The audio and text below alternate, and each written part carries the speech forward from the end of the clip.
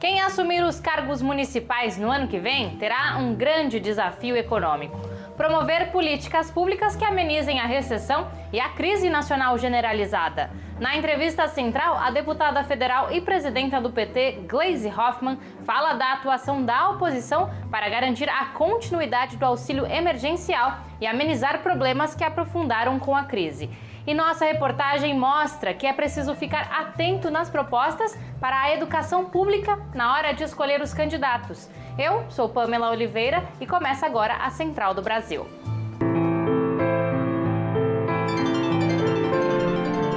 Central do Brasil. Agora deu ruim. Foi a mensagem que a ex-assessora fantasma do gabinete de Flávio Bolsonaro, do Republicanos, escreveu ao pai em 2018, quando soube que seu sigilo bancário havia sido quebrado. Esta semana, Flávio Bolsonaro foi denunciado pelo Ministério Público como líder no esquema de corrupção das rachadinhas. Quem conta mais é Afonso Bezerra. Nacional. O destino do senador Flávio Bolsonaro agora está nas mãos dos desembargadores do órgão especial do Tribunal de Justiça do Estado do Rio de Janeiro. Cabe a eles a decisão de tornar o parlamentar e mais 15 assessores réus no caso conhecido como rachadinha. A advogada Tânia Oliveira, da Associação Brasileira dos Juristas pela Democracia, ABJD, descreve o que pode acontecer com o senador caso o tribunal aceite a denúncia do Ministério Público do Rio de Janeiro. Aceitando a denúncia, então entra a fase de processo mesmo, né? Aí ele vai ser processado por esses 4 crimes que ele está sendo acusado. E aí tem a fase de processo, ele vai ser ouvido o Ministério Público e a defesa dele vai ser ouvido pessoalmente, né? E você pergunta que pode, eu não somei as penas, não. Mas são 4 crimes, 2 deles, inclusive, têm penas bastante altas. Né? O Ministério Público apresentou denúncia contra o senador Flávio Bolsonaro, o acusando de lavagem de dinheiro, peculato, apropriação indébita e organização criminosa.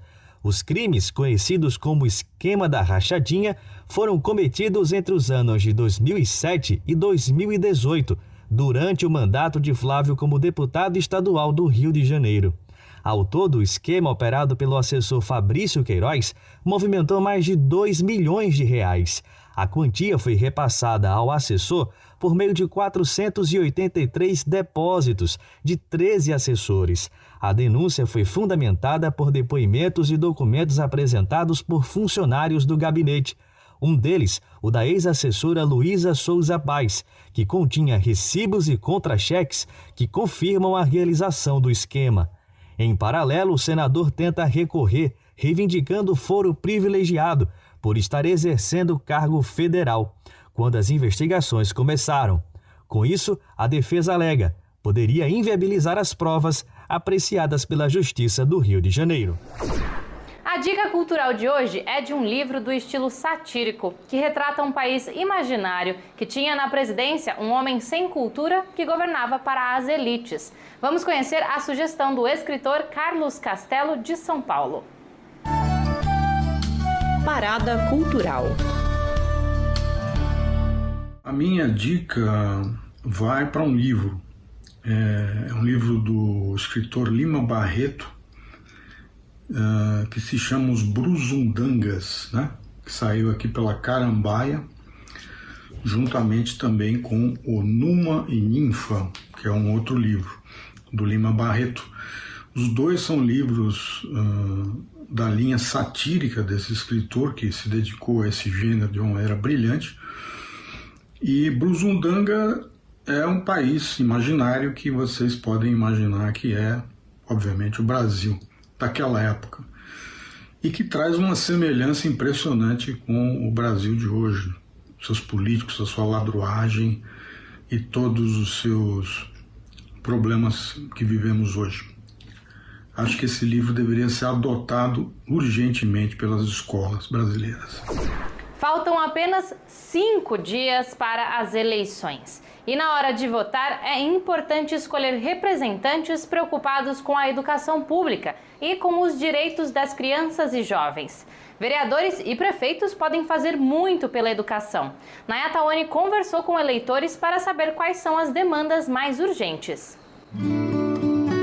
Trilhos do Brasil. Em cenários de pandemia e pós-pandemia, candidaturas à prefeitura e ao legislativo municipal precisam garantir o direito à educação de toda a população. Segundo uma pesquisa do IBGE, existem 11 milhões de pessoas no Brasil que ainda são analfabetas. Andressa Pelanda, coordenadora da campanha nacional pelo direito à educação em São Paulo, expõe as principais demandas do setor. E a qualidade, ela passa por valorização dos profissionais da educação, por infraestrutura adequada nas escolas, por uma série de fatores que garantem que esses insumos sejam prestados e esse serviço seja levado à nossa população de forma pública, gratuita. A pauta da educação é uma importante aliada no fortalecimento democrático. Ivone Bezerra, fundadora do projeto UERE, uma iniciativa que leva a pedagogia para crianças no Complexo da Maré, afirma que é preciso cobrar dos candidatos este compromisso. Porque nós temos no Brasil um desafio enorme de melhorar a educação desse país, que hoje é uma das piores do mundo. E por quê? Porque as políticas públicas, elas não são modernas. Thaís Faloni, presidente da União Estadual dos Estudantes de Goiás, explica sobre o dever que os representantes políticos têm em firmar um planejamento efetivo para a educação. É através da educação que começaremos o trabalho de base e formação dos futuros cidadãos, da nossa cidade, do nosso país. Priorizamos também políticas públicas como criação de restaurante universitário para os estudantes da rede privada, defesa do passe livre estudantil. O Brasil deixará de estar entre as 10 maiores economias do mundo. Segundo pesquisa da FGV, a queda é devido à desvalorização do real frente ao dólar e ao agravamento da recessão econômica. A situação pode piorar mais no próximo ano, principalmente se o auxílio emergencial não for pago. Jonatas Campos conversou com a deputada Gleisi Hoffmann, presidenta do PT, sobre o assunto. Entrevista Central. Hoje entrevistamos Gleisi Hoffmann. Ela é presidenta nacional do Partido dos Trabalhadores e também é deputada federal pelo estado do Paraná. Presidenta, agradecemos sua participação. O Fundo Monetário Internacional estima uma queda acentuada na economia brasileira, da ordem de 5,8%. Segundo o próprio organismo, essas previsões eram piores. Um dos fatores para que esse desastre econômico no Brasil, seja menor, tenha sido reduzido, é o auxílio emergencial que o governo quer encerrá-lo agora em 2020. Quais as consequências, presidenta, para o Brasil com o fim desse auxílio emergencial? Gravíssimas, primeiro para o povo, Jonatas? Porque vai tirar a renda de muitas pessoas que hoje estão desempregadas e que também não têm trabalho para poder se sustentar, em razão da pandemia e da crise econômica no Brasil. Lembrar que esse auxílio emergencial foi uma proposta da oposição, que Bolsonaro colocou em ação, mesmo não querendo, e agora quer reduzir. Nós somos contra isso. E isso vai ter implicação, sim, no crescimento da economia. O Brasil já caiu da 9ª economia, saiu das 10 economias maiores do mundo. Isso é uma tristeza para um país do tamanho do nosso. Eu vou repetir as palavras do FMI novamente. Ele disse que a pandemia vai deixar cicatrizes profundas no Brasil. Como é que a oposição, o Partido dos Trabalhadores, dentro da oposição, vai reagir ao fim desse auxílio emergencial? Olha, mais do que cicatrizes profundas da pandemia, as cicatrizes serão deixadas pela política econômica liberal, neoliberal adotada por esse governo, que retira recursos do orçamento público das áreas sociais e não está preocupada com a renda das pessoas.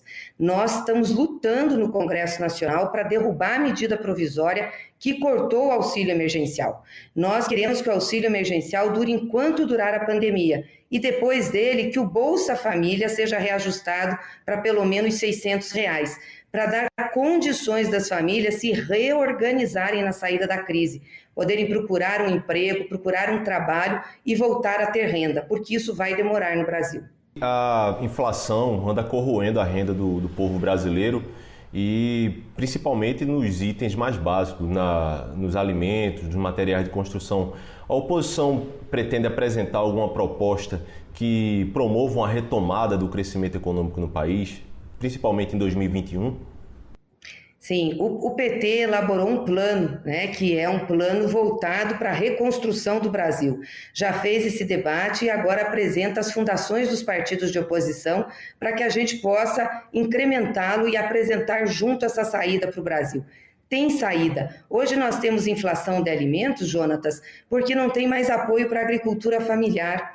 Os pequenos agricultores deixaram de receber crédito, de receber insumos. Hoje só tem apoio para a grande agricultura, aquela que exporta soja. Só que o nosso povo não come soja. Nosso povo come arroz, feijão, carne, batata, mandioca.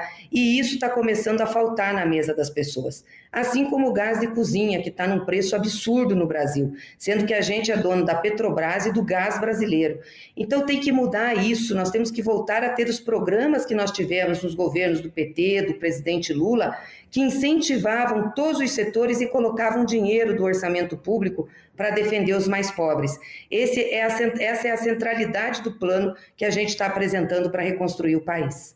Falando um pouco de eleições, havia uma expectativa de que os candidatos bolsonaristas se despontassem nas eleições nas capitais, inclusive em cidades médias, e isso não está acontecendo. A senhora tem uma expectativa boa para vitórias eleitorais dos partidos de oposição, dentre eles o PT, nessas eleições? Olha, Jonatas, eu acho que sim. Claro que é uma eleição difícil que a gente faz no Brasil, ainda na sequência dos golpes que foram dados, da desconstrução da esquerda, principalmente do PT, da perseguição, mas obviamente que a população já está vendo o que está acontecendo. E aquilo que nós dizíamos lá atrás está começando a se realizar, infelizmente, que é um governo que não tem compromisso com o seu povo. Não cuida de gerar emprego, não cuida de ter comida barata na mesa, não cuida da renda das pessoas. Ou seja, a maioria do povo brasileiro está se virando para poder sobreviver e sem auxílio de política pública mais forte, como tinham nos nossos governos. Então as pessoas começam a fazer essa avaliação. Eu acredito que a gente vai ter um resultado melhor do que tivemos em 2016, mas vai ser um embate duro aí, ainda nessa reta final. O apagão do Amapá reavivou o debate sobre energia e gestão do sistema elétrico. A situação de calamidade escancarou os limites da proposta de privatização da Eletrobras. Fabiola Antezana, do Coletivo Nacional dos Eletricitários, nos ajuda a pensar em novos caminhos para a energia.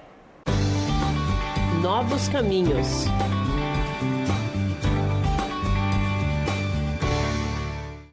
Enquanto o mundo discute a transição energética, o Brasil caminha na contramão dessa tendência, debatendo assuntos como o aumento da energia térmica na matriz brasileira, a retirada dos subsídios para a energia alternativa e a privatização do sistema elétrico nacional.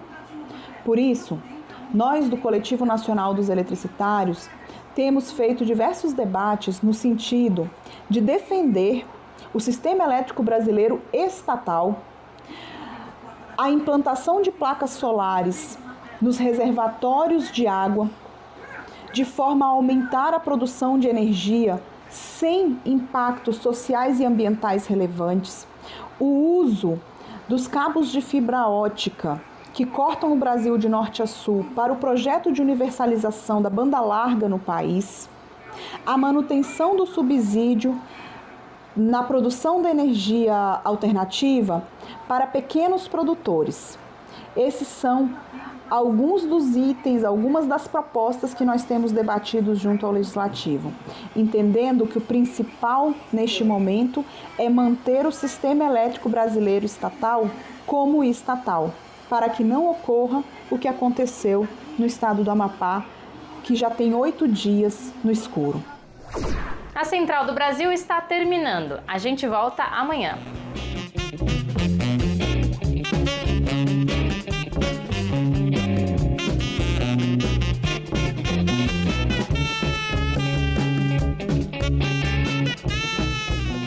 Central do Brasil, a rede de comunicação dos movimentos populares.